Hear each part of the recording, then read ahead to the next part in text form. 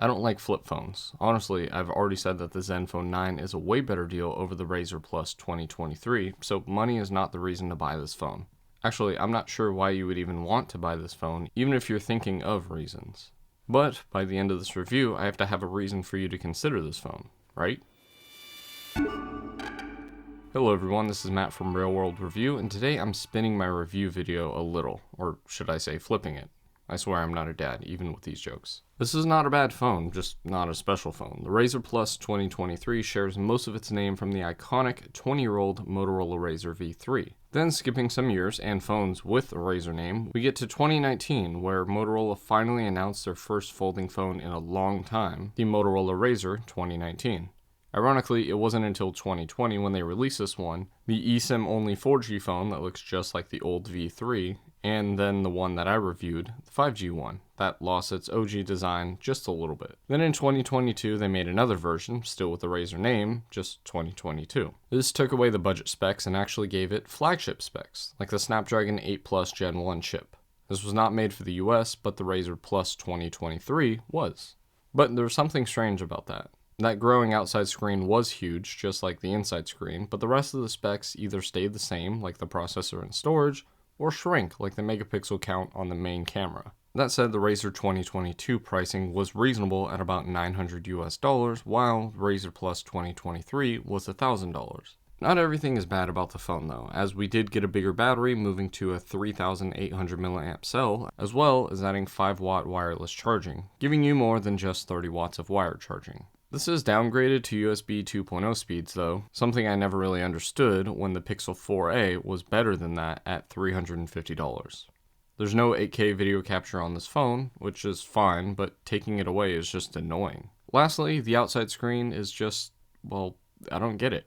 It's nice that it's big, probably the best outside screen in this form factor. Realistically, the Z Flip 5 has nothing on this. But the question is, do we really even need it? It's a cool idea, but it does actually help you use the phone. This is a 3.6-inch screen, which is actually bigger than the BlackBerry Classic, and yes, both are technically bigger than the Z Flip 5. You can run full apps on here, do quick glances, camera, etc. And of course, this is all the stuff that you can do on the 2020 RAZRs. Both of them. Then you open up the phone and do not remove the screen protector. It gets rid of the warranty and everything that Motorola wants to yell at you, as if this, on a broken screen, would be the difference of Motorola fixing this for free or charging you. It's so dumb, honestly, but I got this phone like 6 months ago, so my warranty is pretty much halfway up. While the phone looks nice, it doesn't look like this, and especially this. It makes sense, this is actually a terrible form factor, so making the RAZR this thin was a smart choice. I mean, this is iPhone 14 Pro cameras thick when folded, with a barely camera bump, but also not too far off the Z Flip 3. I would not buy this if this was your first venture back into flip phones though, because this won't sway you back in. This is for those that already have something like a Z Flip that don't want Samsung software anymore. And here's the thing, I waited and waited and waited almost 2 months after using this phone again, and still no update to Android 14, just the latest security patch. My Zenfone 9 has had Android 14 for months now, but the RAZR Plus is still waiting on Android 13. Heck, my OnePlus 9 Pro just got Android 14, so what gives, Motorola? To be fair, I'm probably waiting for nothing because Android 14 isn't really a huge jump over Android 13. The thing about using this phone is that I don't like using flip phones, and even more, this phone isn't fully optimized. Sometimes being obviously slow or laggy, and other times you wouldn't know if you didn't have other devices to compare to, like the same processor on the Zenfone 9. Obviously, there are 2 screens on here. The outside is the glass-covered 3.6-inch OLED with 3 holes for the camera and flash, which is cool and pointless for many reasons. This is a 144Hz display, but it's not that noticeable. This feels like 90 to 120 Hz with almost every app that you use, and sure, you do get a big screen, but it seems like the only app that uses a full screen is the camera. Sure, the home screen looks cool, and yes, you can play games on this, which isn't really new to RAZR phones. Since 2020, they've been doing this, but overall, it doesn't feel like the 144 Hz that's advertised. Sure, there are going to be some apps that run at 60 Hz locked, but it seems like almost no apps run at 120 Hz or higher, not even the settings app. The nice thing is that this high-resolution screen, being a 1066 by 1056 or 413 pixels per inch, the latter that follows to the inner screen. Yes, the inner screen is a plastic covered 6.9-inch 1080p OLED, only this one is 165 Hz. Again, same refresh rate issue with the outside screen, but it does at least get plenty bright at about 1400 nits, while the outside screen is 1100 nits. However, the brightness slider makes it feel like about 500 to 600 nits, so don't expect 1400 nits for every situation. While making a call, it sounds fine, but the speakers are a little bit strange. We do get dual speakers, one in the earpiece, while the bottom one gives you a stereo feel, but sounds bad. The top one actually sounds good, while the bottom one gives you a weird sound, which is normally the reverse. It makes videos sound strange while listening in landscape, but honestly, I never really noticed this before writing this review. It's just strange to see that this sounds better vertically versus horizontally. TikTokers rejoice, I guess. There's no headset jack, which honestly, I'm not even sure if any flipping RAZR phone even had one back 20 years ago. But using this phone is fine.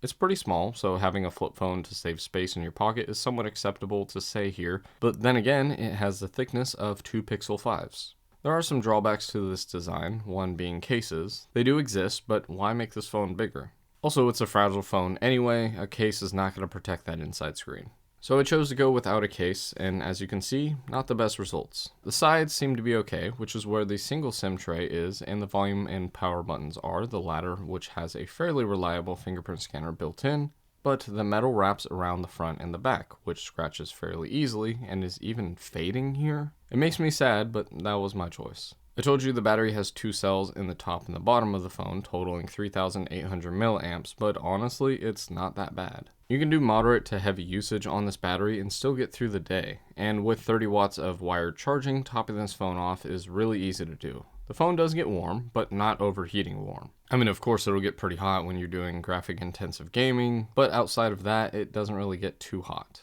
And that said, the processor is on the top of the phone, so that kind of helps you not feel the heat when you have the phone in portrait mode. Also, with 8GB of RAM and 256GB of storage built in, you won't really feel like you're missing out on too much, something that makes the MSRP more reasonable. And even more reasonable when carriers drop the prices of this phone. Also, you do get RAM boost up to 10GB of RAM, but I doubt you'll really need it. Just like the fingerprint scanner, which sometimes activates fast enough so that when I pick up the phone, it's already open. Or stay on the outside screen, which again, all you're losing is screen size, nothing else. It runs all the apps that you want and can continue into the inner screen when you need to.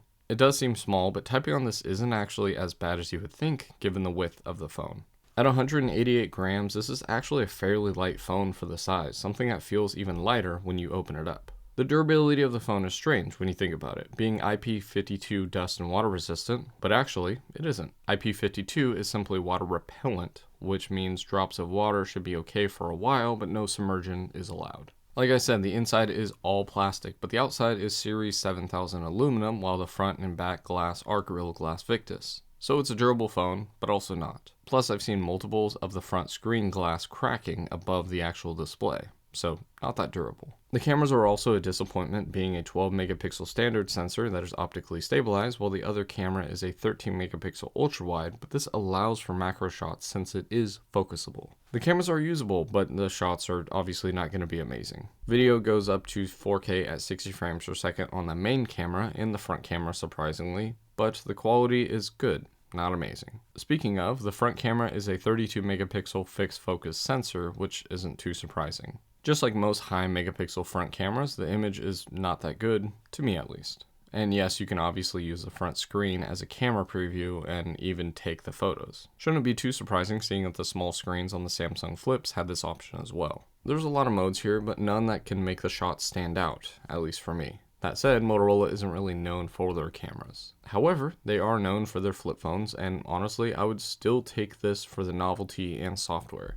Like I said, cameras are not the best, but I don't use cameras much in the first place. Same with the sound, as headphones are more personal and give you more flexibility for moving around and obviously sound quality. I still think folding and flipping phones are cool, but only folding ones are useful. Opening your phone to get where you already are with a normal phone just doesn't really make sense. Sure, closing it protects the screen, but protects it with breakable glass and metal, another upside I hear all the time that's truly a downside. Even for the nostalgia aspect, this isn't the same as this, the RAZR from 2020 that actually resembles the 2004 RAZR. I hear people say all the time, I wish I never bought a flipping phone, but also hear people say that they can never go back to a normal phone. But if you are one that likes flipping phones but also feels the same way that I feel, then I think the Motorola RAZR Plus is the better option over what Samsung offers. But if you don't want a folding or flipping phone, then this is definitely the last phone you would want to buy. I would mention the $400 Zenfone 9, but I think it's gone for some reason. Instead, the OnePlus 10 Pro and even the Motorola ThinkPhone both have similar or even better specs, all for a cheaper price than the RAZR Plus, not to mention all of these phones have better camera capabilities. But that's what makes the RAZR worth it, just like other flip phones. If you want a phone that flips, this should be the one that you pick. If you don't care about flipping phones, just find something else. To me, there's always something better than this out there, especially for the price. I love Motorola. Even though they struggle to understand what they're trying to do as a company, I've always enjoyed their products, even some of the cheap ones. Back in the late 2000s and early 2010s, Motorola had a chokehold on the phone industry with phones like the Motorola RAZR, Droid, and again later on with the RAZR. Nextel was like 99% Motorola until they got bought out by Sprint, but Motorola and BlackBerry controlled the game until Apple stepped in, which brought Samsung, Motorola, and even HTC and LG to the front of the line with them. Fast forward to now, and only 2 of those companies are majorly successful, but Motorola is still holding on. Their lack of focus on premium phones is disappointing, seeing that this mid-2022 processor in 2024 is the fastest Motorola phone that they sell at places like T-Mobile by a lot. Unfortunately, even something like this review won't convince many people to buy this phone, but still, I hope that Motorola focuses on flagship phones, making flip phones make more sense, and maybe not super tall. Or maybe venturing into folding phones so we can get a Motorola-style tablet, though it might be made by Lenovo, seeing that Motorola hasn't made a tablet since 2011, not in the US at least. And that's my review of the RAZR Plus 2023. I like the phone, but I can't get myself to daily drive this phone. But what do you think? Let me know, and as always, thanks for watching.